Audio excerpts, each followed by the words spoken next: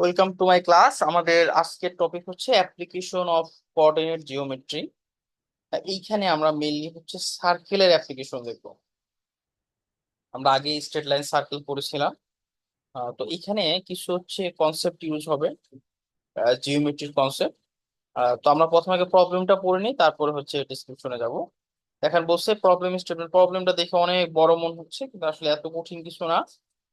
আপনারা যে 101-এ আমরা যে অ্যাপ্লিকেশন করেছিলাম, ঠিক সিমিলার ওই টাইপেরই। 101-এর অ্যাপ্লিকেশনের ডেরিভেটিভ ছিল, এখানে আসলে এখানে ডেরিভেটিভ কিছু না, যেহেতু এটা জিওমেট্রিক প্রবলেম। শুধু জিওমেট্রিক্যাল যে কনসেপ্টটা সেটাই ইউজ হবে। সো আমরা শুরু করি। দেখেন বলছে a circular water fountain of radius 10 metre is constructed exactly in the middle of a square set public park with a side length of 30 metre. তাহলে এই পুরা কথাটা মানে এটা, এই পুরা কথাটা মানে হচ্ছে আমার এরকম একটা স্কোয়ার পার্ক থাকবে। হ্যাঁ, এই যে এরকম একটা কি থাকবে, স্কোয়ার পার্ক থাকবে। যে পার্কের লেন্থ কত, স্কোয়ার মানে কি, দৈর্ঘ্য প্রস্থ একই থাকবে। কত, 30 মিটার। এটা কিন্তু কোশ্চেনে বলে দিচ্ছে আমাদের। ভালো কথা। আরেকটা ইনফরমেশন ওরা দিচ্ছে, সেটা হচ্ছে আমার এখানে একটা পানি এরিয়া থাকে, ফাউন্টেন থাকে, যেটা কত হবে, 10 সেন্টিমিটার। তো আপনি যদি এইদিকে 10 ধরেন আর এইদিকে 10 ধরেন, তাহলে কত এরিয়া সে খেয়ে ফেলছে, 20 20 মিটার। সো এই মাঝখানে আমার এরিয়াটা কতটুকু হবে, 5, আর এই পাশে কত হবে, 5। যদি একজাক্টলি মিডল, এবং এখানে মানে মিডলের কথাই বলছে। বুঝতে পারছি ব্যাপারটা, যে আমার 30 মিটারের একটা পার্ক আছে, যেটার এইদিকেও 30, এদিকেও 30। আর আমাকে বলছে সেন্টারে ফাউন্টেন যেটা আছে সেটার রেডিয়াস কত, 10। তাহলে 10 যদি রেডিয়াস মানে তো অর্ধেক, তাই না, ব্যাসের অর্ধেক, ব্যাসার্ধ। তো এটা যদি 10 হয়, এই পাশেও কত হবে, 10 হবে। সো 10 10 কত গেল, 20 গেল। এখন ওয়েট টোটালটা হচ্ছে 30। তাহলে 30-এর থেকে 20 বিয়োগ করলে কত হয়, 10 হয়। সো এই দিকে হবে 5, আর এই দিকে থাকবে কত, 5। এই ব্যাপারটা বুঝছি কিনা একটু বলি আমাকে। এই জি পাঁচ স্যার। পাঁচের ব্যাপারটা, 5 কিভাবে আসলো। সো আমরা প্রথম লাইনটা ট্রান্সলেট করে ফেললাম। এরপরে আসি কি বলছে, এই যে এই পর্যন্ত গেল, আমরা যা যা আলোচনা করলাম, এটা এই যে এই পর্যন্ত গেল, এটা, এটা। তারপর দেখেন surrounding the perimeter of the fountain a circular jogging track is built that is design to be exactly 5 meter wide uniform. দেখেন এখানে অলরেডি 5 মিটারের কথা বলিয়ে দিছে, যদি এটা আমরা ক্যালকুলেশন করি বের করতে পারতেছি। তারপরেও এখানে ওরা অ্যাডিশনালি হেল্প করে আমাদের বলিয়ে দিছে যেটা কত, 5 মিটারের ট্র্যাক। ওকে, ভালো। অর্থাৎ ওই যে ফাউন্টেনের চারিদিকে 5 মিটার একটা রাস্তা করা হয়েছে, ফর্মিং এ সার্কুলার রিং। তো এখানে বলেই দিছে এটা কি হবে, সার্কুলার রিং হবে, গোলাকার হবে, around the inner fountain structure. ওই ফাউন্টেনের চারিদিকে আমাদের কি হবে, একটা সার্কুলার রিং হবে। So, এখন বসে দেখেন 1 নম্বর question, find the total mathematical surface area of the jogging track. So আমাদের এখানে কি করতে হবে প্রথমে, এই জগিং ট্র্যাকটা কোনটা, যেহেতু সার্কুলার বলছে, এই যে যে কালারটা যেটা দেখতে পাচ্ছি, এই যে যে জগিং ট্র্যাক যে কালারটা, এই কালারে এই এরিয়াটার সারফেস এরিয়া বের করতে পারছে। অর্থাৎ এই যে এরিয়াটা, এই এরিয়াটা আমাদের সারফেস মানে সারফেস এরিয়াটা বের করতে বলছে। ওকে ফাইন, আমরা সারফেস এরিয়া বের করবো। তারপরে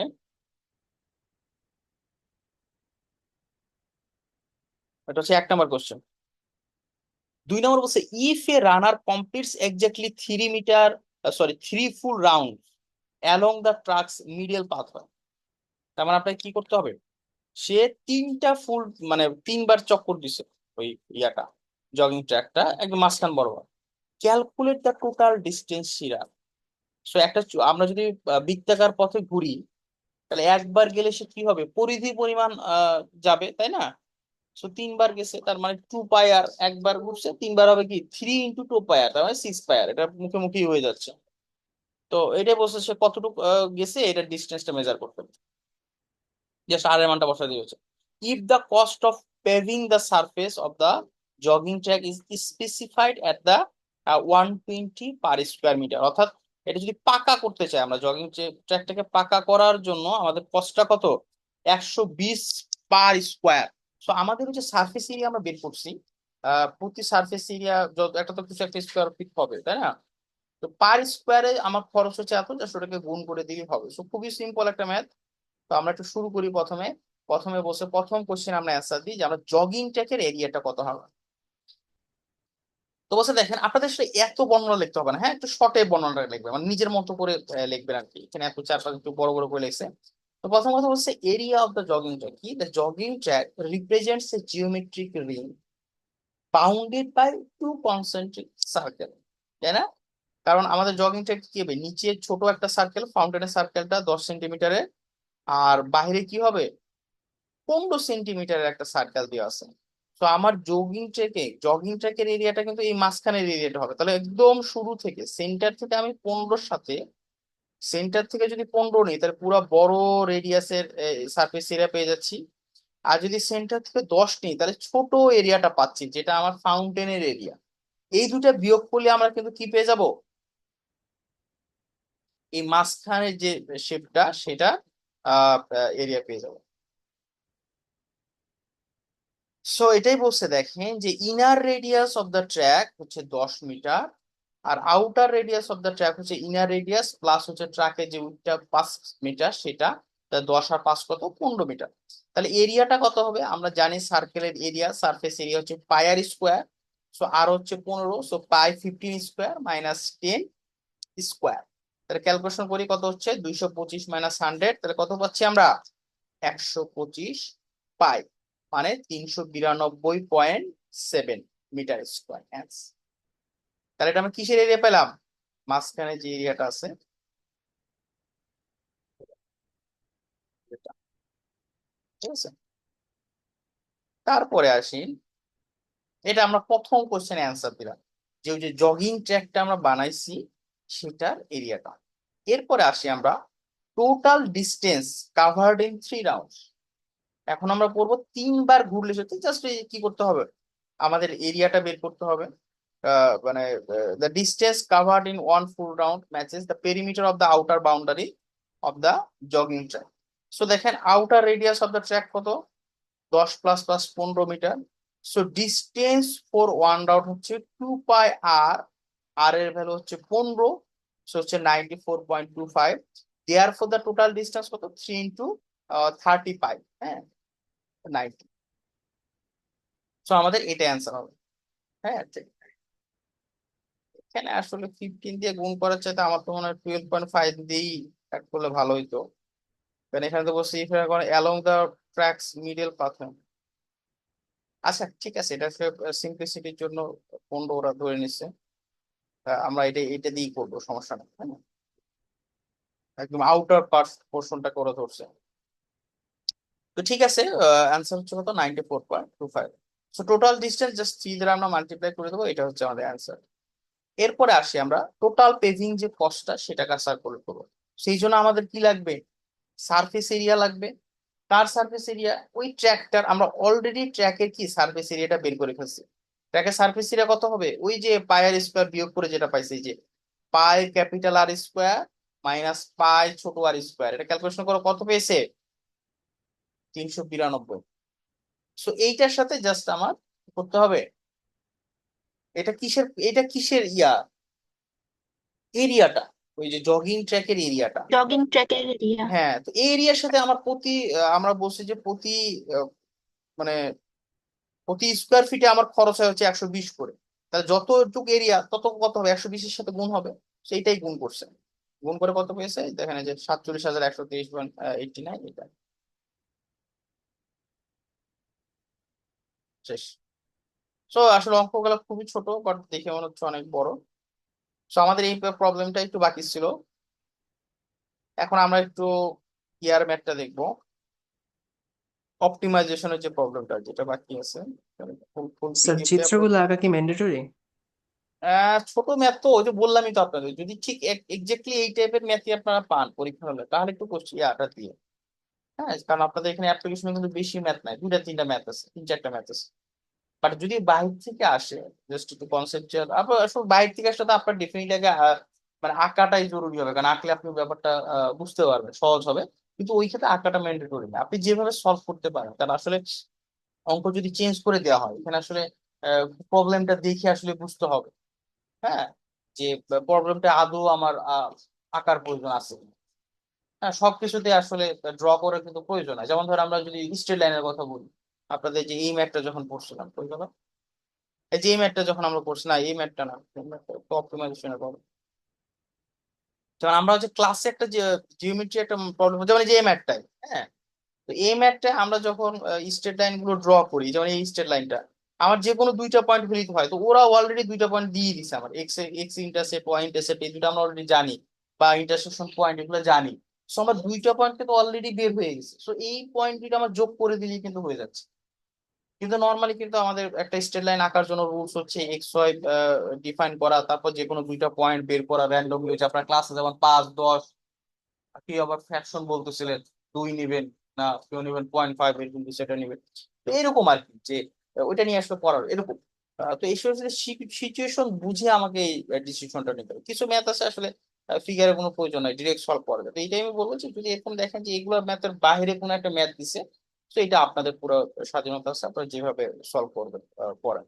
যদি ইয়া ছাড়া কিন্তু যেই প্রশ্নই দিক সবকিছু কিন্তু আমাদের এই কনসেপ্ট থেকেই দিবে। কোন কনসেপ্ট? এটা আপনারা প্লেন পড়ছি, প্লেনের যে কনসেপ্ট, প্লেনের কয়টা সূত্র ছিল? ওভারঅল 6টা সূত্র ছিল না?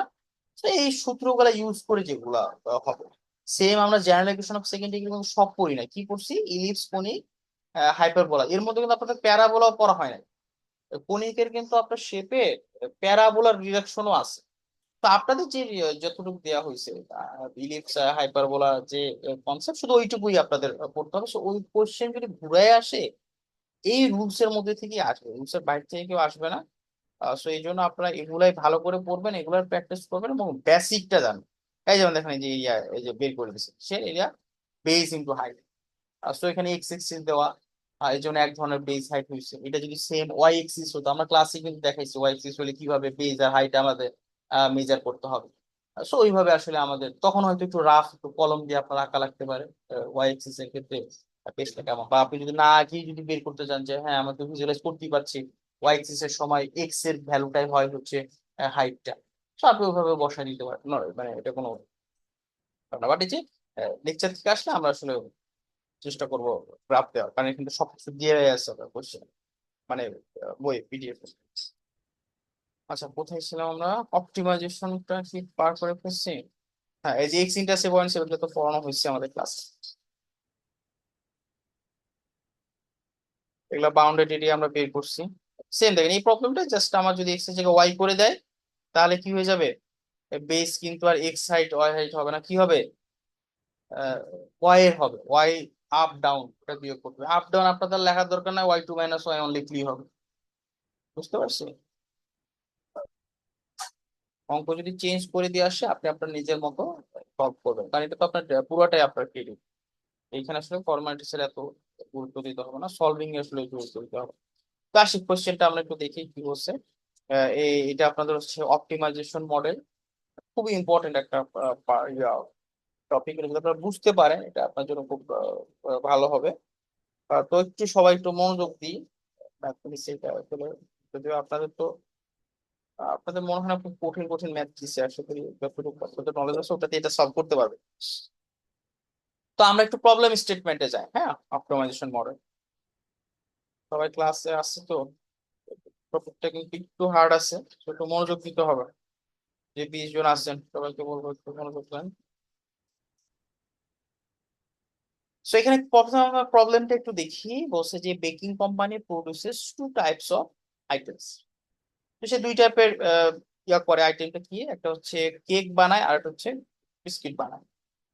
তো কেকস আর কুকিজ বানাচ্ছে, the production produces involves two critical resources constant.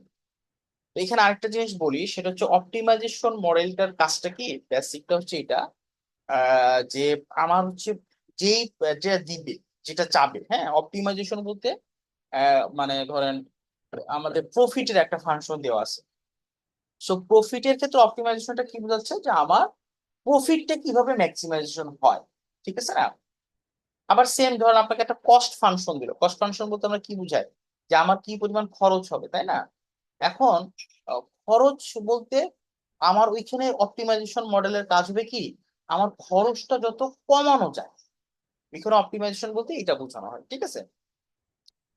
এখন নর্মালি আমাদের কমন সেন্স এটা বলে যে আরে আমি যত প্রোডাকশন করবো ততই তো আমার প্রফিট হবে, কিন্তু ব্যাপারটা আসলে কিন্তু ওইভাবে কাজ করে না।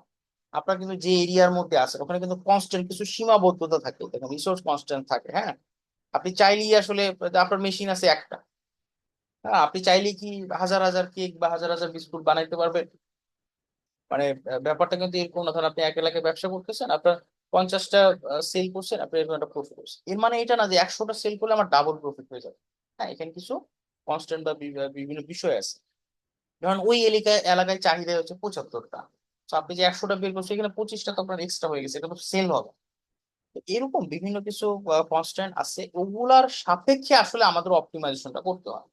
হ্যাঁ, কারণ এমনি তো আমি প্রফিট ম্যাক্সিমাইজেশন তো আপনি বুঝতে পারতেছেন যে আমার 50টাতে 100 এতটা প্রফিট, তো আমার 100টাতে তার ডাবল প্রফিট, এটাতে ট্রিপল প্রফিট। তো এইটা আসলে আমাদের একটা নর্মাল ক্যালকুলেশন, বাট এখানে এইখানে কাজ হবে এই কনস্ট্যান্ট গুলোকে নিয়ে সে কনসিডার করে তারপরে হচ্ছে আমার ডিসিশনে আসা যে কত, এই যে আমরা বললাম যে ওই এলাকার চাহিদা 75, আমি জানবো কিভাবে?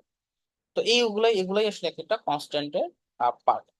তো এখন দেখেন কনস্ট্যান্ট গুলো কি কি বলছে। যে প্রথমে বলছে দেখেন, each unit of cake requires 1 hour of baking time. তাহলে আমি চাইলেই যে আসলে ইচ্ছা মতো কেক প্রডিউস করতে পারবো এরকম না, যেমন এখানে দেখেন একটা আওয়ারের একটা রেস্ট্রিকশন দিয়ে দিছে যে একটা এক কেক প্রডিউস করতে আমার 1 ঘন্টা সময় লাগবে, আর 2 hours of mixing time.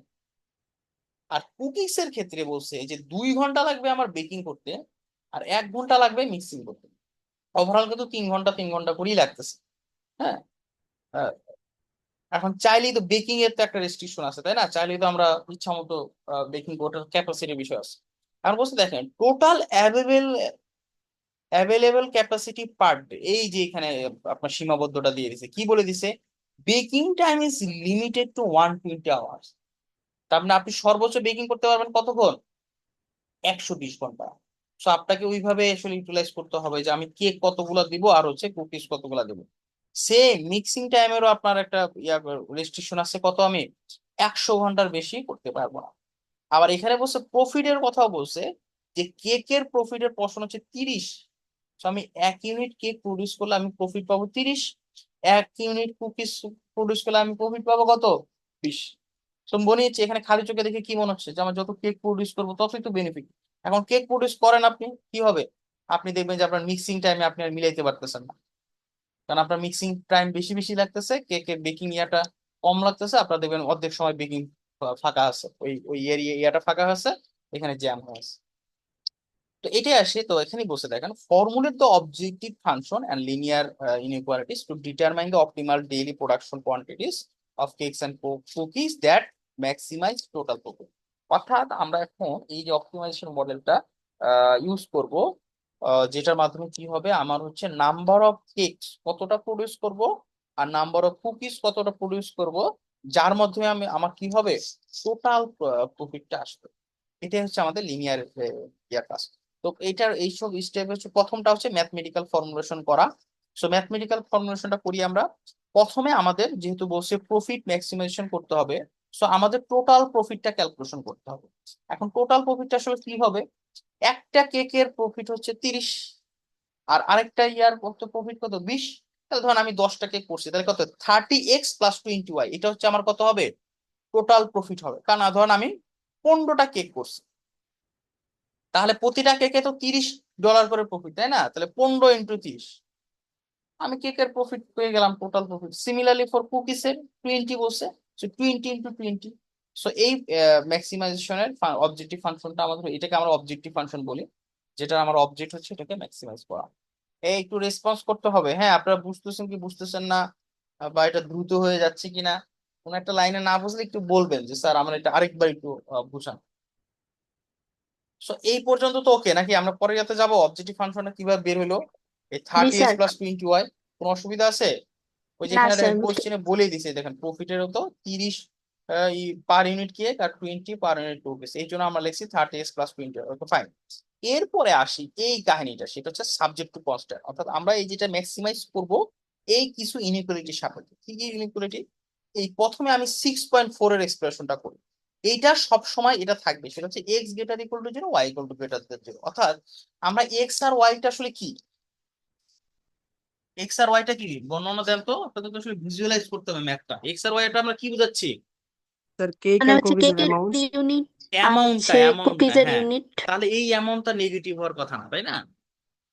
Cake তো আর মাইনাস হবে না, বা জি স্যার। নাম্বার অফ কেক, এই জন্য এটা গেটার ইকুয়াল টু জিরো বলছে। জিরো ইকুয়াল টু জিরো বলছে বলতে এমন হইতে পারে যে আমি কেক প্রডিউস না করে শুধু কুকিজ প্রডিউস করেও ম্যাক্সিমাম প্রফিট পাইতে পারি, যদি এটা পসিবল না কিন্তু তারপর রাখা হয়েছে কারণ বিভিন্ন প্রবলেম এটা হইতেই পারে। এখন আসি বেকিং টাইম কনস্ট্যান্ট। ওই যে আমার বেকিং টাইম কনস্ট্যান্ট আসলে কি?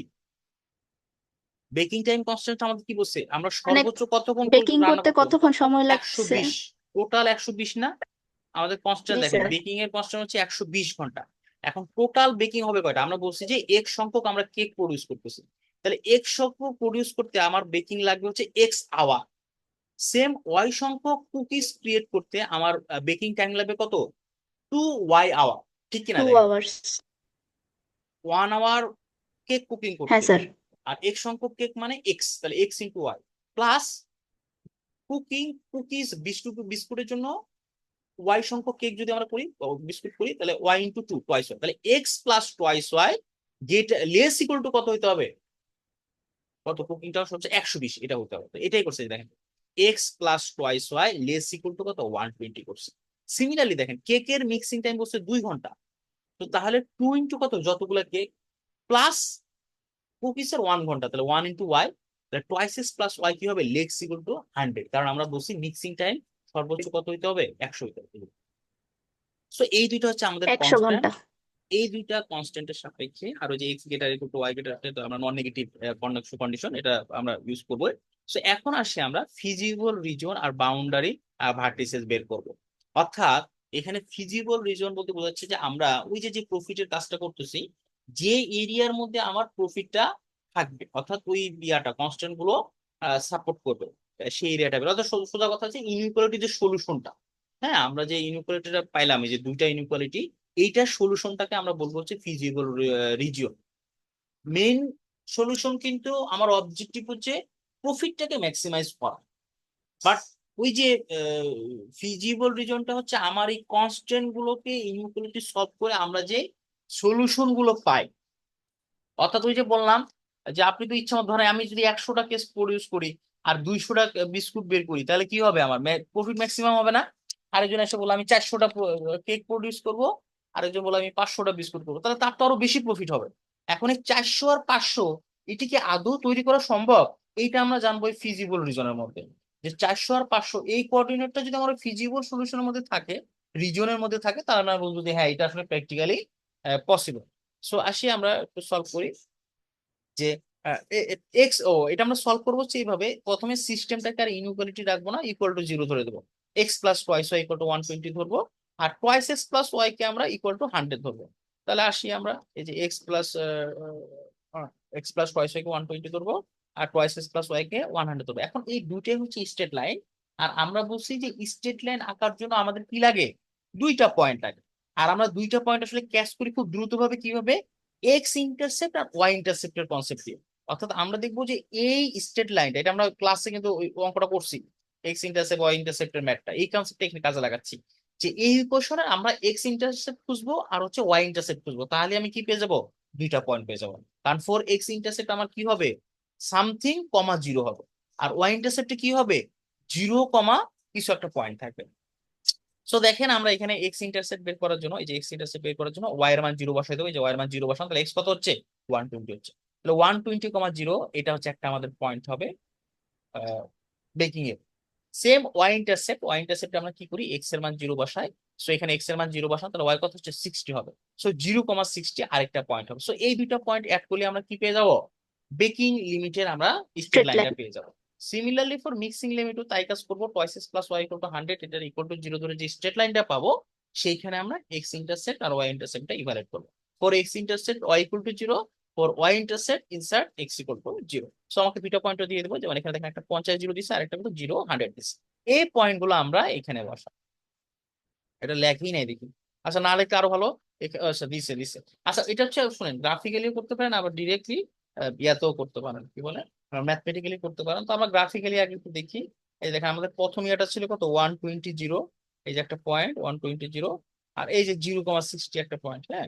সো আমরা এই দুইটা পয়েন্টে যোগ করে ফেলবো, যেহেতু বলছে পজিটিভ এক্স আর ওয়াই পজিটিভ, সো আমরা আর এই যে নেগেটিভ পোর্শন গুলা নিবো না, মানে এটাকে তো আসলে এদিকেও এক্সটেন্ড করা যায়, এটা কোনো দরকার নাই, আমাদের স্টার্টিং আর এন্ড পয়েন্ট নেবো। Similarly for second state line আমরা 50,0 আর হচ্ছে 100,0 নেবো, তাহলে এই দুইটা আমরা অ্যাড করে ফেলাম। এখন পয়েন্ট হচ্ছে এইটা কোথা থেকে পাবো, এই যে ডি পয়েন্টটা, এটা আমরা ক্যালকুলেটরে সলভ করবো ফার্স্ট আর সেকেন্ড লাইন ইন্টারসেকশন পয়েন্টটা যেখানে ছেদ করছে। তো এই দুইটা এই দুইটা স্টেট লাইন ইন্টারসেকশন কোথায় ছেদ করবে, এটা হচ্ছে যে এই দুইটা সলিউশনের, দুইটা সিস্টেমের সলিউশনটাই হবে কি তাদের ইন্টারসেকশন পয়েন্ট, কারণ এই দুইটা সলিউশন আমরা কি পাবো, এক্স আর ওয়াই এর সেই পয়েন্টটা পাবো যে পয়েন্টটা এই দুইটা ইকুয়েশনকে কি করে সলভ করে। তো আমরা ওই এক্স ওয়াই এটা বের করে ফেলবো, করে আমরা এখানে বসাই দেবো, তাহলে কত পাবো, এই দেখেন এটা ক্যালকুলেটর পাবেন 26.67 আর হচ্ছে 46.67। এখন আমরা এই যে যে পয়েন্ট গুলো পেলাম কোনটা, এই যে যেটা, এটা আমরা বলি ফিজিবল রিজন। অর্থাৎ এইখান থেকে আপনি দেখেন র্যান্ডমলি যে কোনো একটা পয়েন্ট নেন, পয়েন্ট নিলে আপনি কি পাবেন, ইয়া পাবেন, কোনো না কোনো একটা প্রফিট আপনি জেনারেট, মানে যেটা আপনার ফিজিবল, মানে এটা পসিবল, এতগুলা কেক উৎপন্ন করা বা এতগুলো কি করা, হচ্ছে কুকিজ ক্রিয়েট করা। এখন হচ্ছে ধরেন আমরা হচ্ছে ইয়া করব যে কি বলে,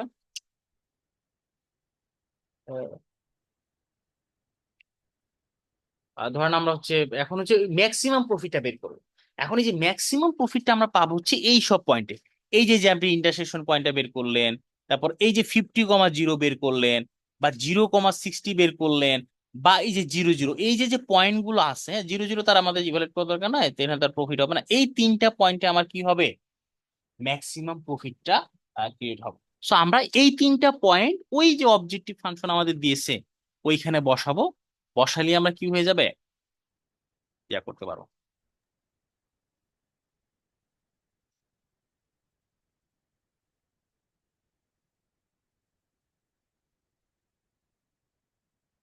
হয়ে গেল। ও আচ্ছা, ফিজিবল রিজনটা আরেকটু একটু এক্সপ্লেন করি, যেমন দেখেন আপনি এখান থেকে আপনি র্যান্ডমলি একটা পয়েন্ট নেন, হ্যাঁ, মানে আপনি এই যে এইটা এই যে এই এরিয়াটা বাদ দিয়ে আপনি যে কোনো একটা র্যান্ডমলি পয়েন্ট নেন।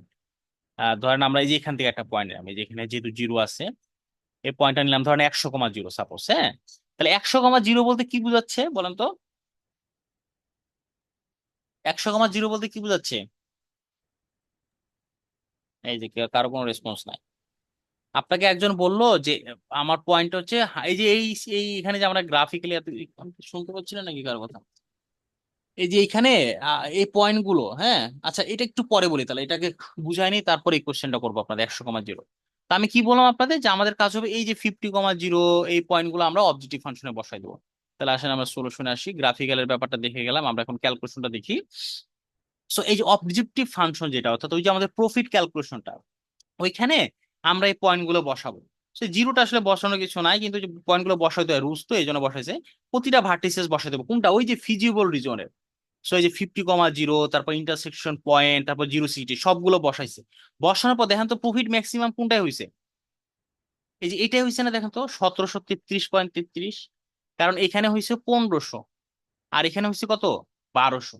সো আমরা যদি এই কাজটা করি কতগুলা, এটা আবার ফ্র্যাকশন দিয়ে দিচ্ছি, আচ্ছা যাই হোক, মানে আমরা যদি প্রডিউস এক্স্যাক্টলি যে 26.67 কে আর হচ্ছে 46.67 কুকিজ ক্রিয়েট করি, প্রডিউস করি, তাহলে আমার কি হবে, ম্যাক্সিমাম প্রফিট হবে। সো এটা আসলে আমরা নিয়ারেস্ট ইন্টিজারে করে ফেলবো, তাহলেই হবে।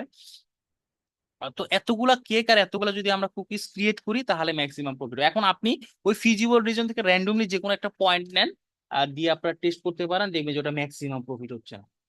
হ্যাঁ, 1733 হচ্ছে একটু এলেও কি হবে, কম হবে। বুঝতে পারছি।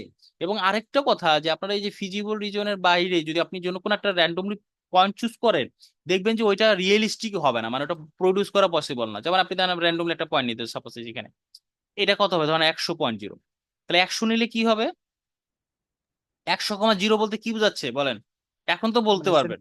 কুকিজ 100টা আর কেক 100টা আর কুকিজ 0টা। হ্যাঁ, জিরোটা না, তাহলে দেখেন আপনি যে 100টা কেক আপনি এখানে প্রডিউস করেন, দেখেন যে 100টা, এই যে 100টা, এই যে এখানে 100টা প্রডিউস করেন, এই যে দেখেন,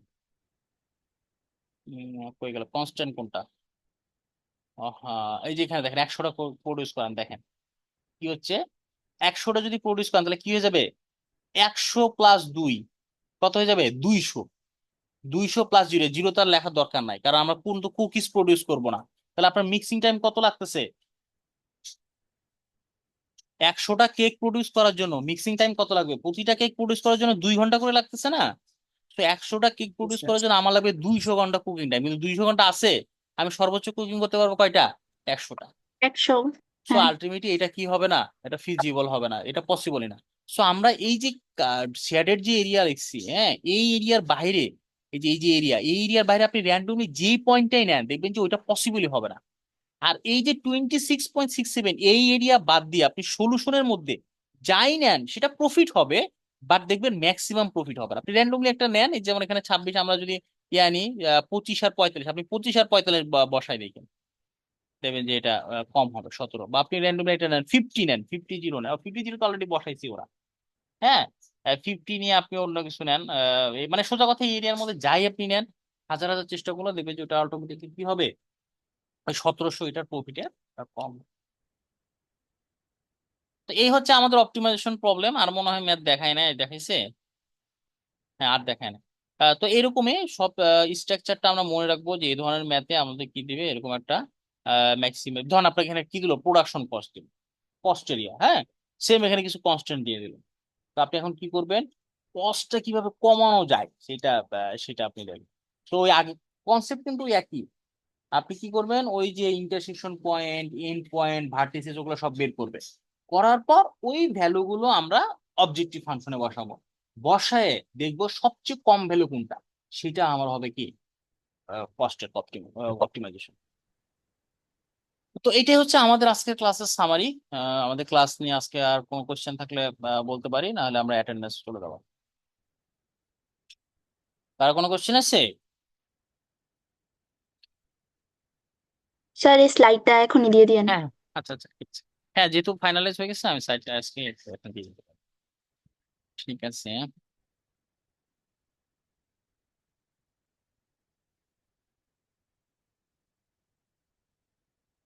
মানে আমার এখানে আসলে প্রবলেমটা হচ্ছে কি, ওই আমার ল্যাপটপ থেকে টিমসে লগ ইন করতে দিচ্ছে না, এটা এই উইক থেকে আসলে এই প্রবলেমটা হচ্ছে, এখন এটা আমি সলভ এখনো করতে পারতেছি না। এই জন্য যেটা হচ্ছে, আপনাদের এই সবগুলো আমাকে প্রথমে মোবাইলে ড্রাইভে আপলোড করতে হচ্ছে, তারপরে ওখান থেকে আবার ডাউনলোড করে আবার মোবাইলে দিতে হচ্ছে। তো ঠিক আছে, আমি দেখি ওটা সলভ করার চেষ্টা করবো, কালকে ভার্সিটিতে নিয়ে যাই। আর আপাতত সিআর এর কাছে হোয়াটসঅ্যাপ পাঠিয়ে দেন, আমাদেরকে দিয়ে দিতে পারবে।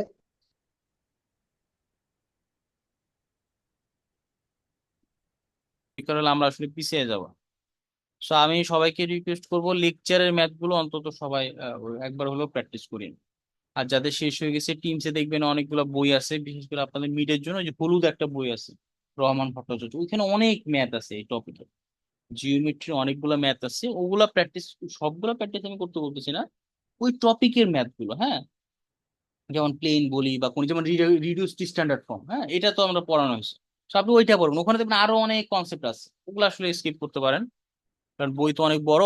আচ্ছা, যাই হোক, আমরা এখন অ্যাটেন্ডেন্স শুরু করি। নাজমুল সালেহিন আছি, প্রেজেন্ট স্যার আছে। মোহাম্মদ আহসান শরীফ, মেহেদী হাসান। আপনাদের মনে হয় সব শেষ হয়ে গেছে 13টা ক্লাস, মানে ওই যে ফারজানা উষা, প্রেজেন্ট স্যার। প্রণয় বণিক, এরা এরা কি চলে গেছে নাকি আল্লাহ জানে, ওইদুর রহমান, দুইজয় সাহা, আসলাম হোসেন, স্যার মোহাম্মদ আসসালাম স্যার। আসলাম, আচ্ছা, আসলাম হোসেন, আচ্ছা। মোহাম্মদ মুরসালিন, না ইয়াসিন, আবু রায়হান রিয়াদ,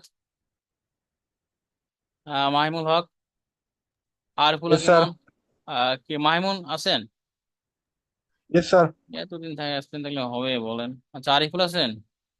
স্যার এগুলো কি মন? আরিফুল আছে। জি স্যার। মিথুন হালদার, আবু বকর সিদ্দিক, আবু বকর সিদ্দিক আছেন?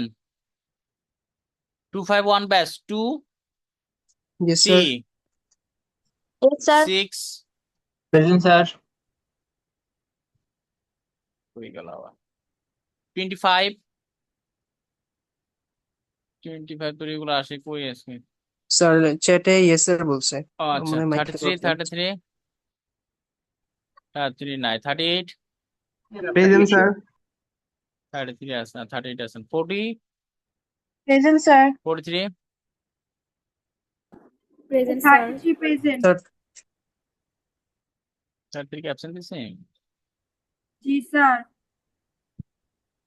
43, Hafsa, 52, sir present sir 62, sir কোনটা 40? Present Hafsa, sir Hafsa yes sir বললেন, আচ্ছা।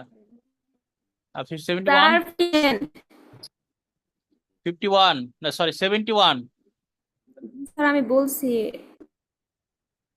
হ্যাঁ 43 দেওয়া হয়েছে তো, আমি বলতেছি 71 এর কথা। মুরাদ হোসেন আছেন? আপনার কি স্ক্রিন শেয়ার হয় না আমার? জি স্যার হ্যাঁ একটু দেখেন, সবাই স্ক্রিনে দেখেন, যারটা প্রেজেন্ট হয়েছে তারটা দেখেন, তারটা অ্যাবসেন্ট দিছি কিনা। মুরাদ হোসেন মোল্লা না, সানজিদ আক্তার ইয়েস স্যার 92। আচ্ছা, এটা রেকর্ডিংটা অফ রাখি, এখন তো রেকর্ডিং কাজ নাই।